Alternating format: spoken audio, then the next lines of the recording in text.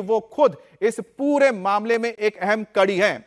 अब उस दिन जो सवाल पूछे गए वो भी आपको बताते हैं। वारदात के दिन कितने बजे अस्पताल पहुंचे थे, यह पहला सवाल था। वारदात के बाद सबसे पहले किसको इस बारे में जानकारी दी गई थी और कितने बजे दी गई थी? पुलिस को वारदात की जानकारी कितने बजे पहुंचाई गई थी? वारदात वाले दिन अस्पताल में कितने डॉक्टर्स मौजूद थे? क्या परिजनों को हत्या को आत्महत्या बताने के पीछे कोई गहरा राज है? क्यों बताया गया कि आत्महत्या की है बेटी ने? क्या घटनास्थल पर सबूतों के साथ छेड़छाड़ की गई है? ये वो सारे सवाल हैं जो 300 सवालों की फहरिस्त में शामिल थे और उसमें संदीप घोष से सबसे अहम सवाल ही यही है कि सुसाइड क्यों बताने की कोशिश हुई है। वारदात के दिन कितने बजे अस्पताल पहुंचे थे यह जानना बेहद जरूरी हो जाता है और साथ ही साथ वारदात की जानकारी किसको सबसे पहले दी गई, किसने पहले बताया, यह भी अहम हो जाता है। बार बार क्यों बयान बदला जा रहा है, यह संजय राय का सबसे बड़ा आप मुद्दा रहेगा सीबीआई के सामने जब पॉलीग्राफी टेस्ट होगी। तो क्या जानबूझकर ये इल्जाम अपने ऊपर ले रहा है, यह भी पता करना है पॉलीग्राफी के जरिए।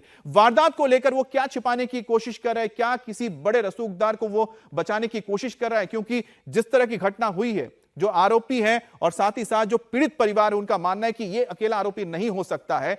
और इसके अलावा घटना के दिन क्या किया, वारदात वाली रात शराब पी रखी थी, पीड़िता से कब उसने बात की थी, सुबह से लेकर रात तक वो कहां रहा, अस्पताल में किससे वो मिला और वारदात के बाद वो कहां चला गया, वो सारे सवाल हैं जो आज पॉलीग्राफी टेस्ट के दौरान संजय से पूछे जाएंगे। हमारे साथ मनीष भट्टाचार्य जुड़े हुए हैं। मनीष, 6 लोगों का पॉलीग्राफी टेस्ट हो चुका है, करीब 300 सवालों का एक लंबा फहरिस्त था, लेकिन उसमें सबसे महत्वपूर्ण होते हैं 2 लोग, जिसमें से एक का तो हो चुका है, वो है संदीप घोष, लेकिन दूसरा है संजय जो अपने बयान बदल रहा है। आप कई लोगों से मिले हैं, आखिरकार ये शातिर जो अपराधी है ये किस तरह से चकमा देने की कोशिश कर रहा है सीबीआई को?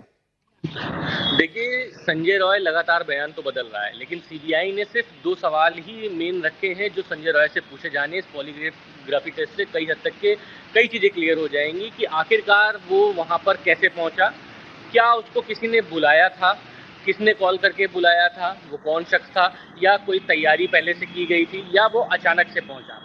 दूसरी चीज ये कि सेमिनार रूम में वो कैसे पहुंचा, जब अस्पताल में घुसा तो उसे कैसे पता कि सेमिनार रूम ही उसको जाना है।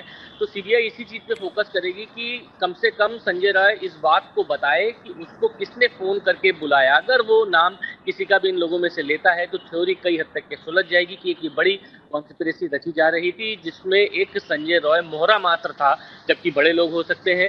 तो इसी को लेकर सीबीआई ने एक लंबे चौड़े सवाल बनाए और ये 7 ऐसे पात्र हैं जो इर्द गिर्द इस पूरी घटनाक्रम के घूमते हैं, क्योंकि उस दिन जब घटना हुई महत्वपूर्ण चीज है कि आखिरकार सुसाइड वाली बात क्यों बताई गई परिवार को? परिवार से आपने बात की थी, कहां से यह थ्योरी निकल कर लाए?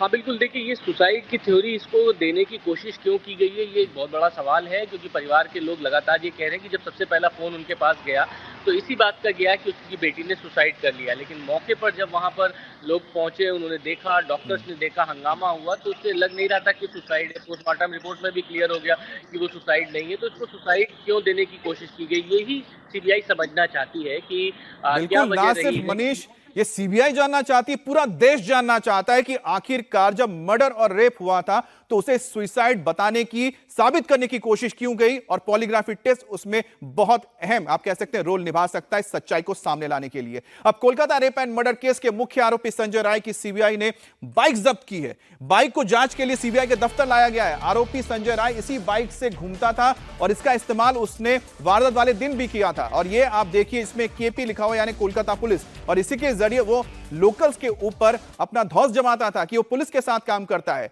संजय राय खुद को पुलिस वाला भी बताता था। यह बाइक कोलकाता पुलिस कमिश्नर के नाम पर रजिस्टर्ड है। अब सीबीआई जांच कर रही है कि संजय राय का क्या किसी के पुलिस वाले के साथ भी कनेक्शन है जिसके जरिए उसने बाइक रजिस्टर्ड करवाई। अब संजय राय वारदात वाले दिन भी इसी बाइक का इस्तेमाल करके आजकल मेडिकल कॉलेज पहुंचा था। अब इस बाइक की जब फॉरेंसिक जांच होगी तो हो सकता है कि कुछ अहम सबूत हाथ लग जाए। अभी तक आपको बता दें, जो अहम सबूत हैं उसके जरिए जो बयान है, सर्कमस्टेंशियल एविडेंसेस हैं, उनको मिलाया जा रहा है ताकि जब कोर्ट में चार्जशीट पेश की जाएगी तो पुख्ता सबूत हो और आरोपी को कड़ी से कड़ी सजा मिल सके।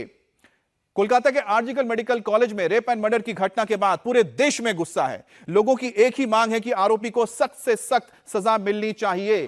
शनिवार को कोलकाता की सड़कों पर देश की बेटी के इंसाफ के लिए Paschim Bangal motion picture artist forum भी उतरा, यानी कि बंगाली फिल्म इंडस्ट्री के तमाम बड़े स्टार्स। टीम छापेमारी कर रही है संदीप घोष के ठिकानों पर, लगातार छापेमारी की जा रही है। आज सीबीआई की एंटी करप्शन टीम ने संदीप घोष के घर पर छापा मारा है। पिछले 4 घंटे से सीबीआई की टीम संदीप घोष के घर पर छापेमारी कर रही है। सीबीआई की एंटी करप्शन ब्रांच कोलकाता और हावड़ा में संदीप घोष और उनसे जुड़े 15 ठिकानों की तलाशी कर रही है। सीबीआई की एक टीम मेडिकल कॉलेज में फॉरेंसिक मेडिसिन और टेक्नोलॉजी के डेमोन्स्ट्रेटर डॉक्टर आपको बता दें कि देबाशीष के ठिकानों पर भी पहुंची है, उनके घर पर भी पहुंची है। सीबीआई की टीम जांच करने आज आरजीकर मेडिकल कॉलेज भी पहुंची है।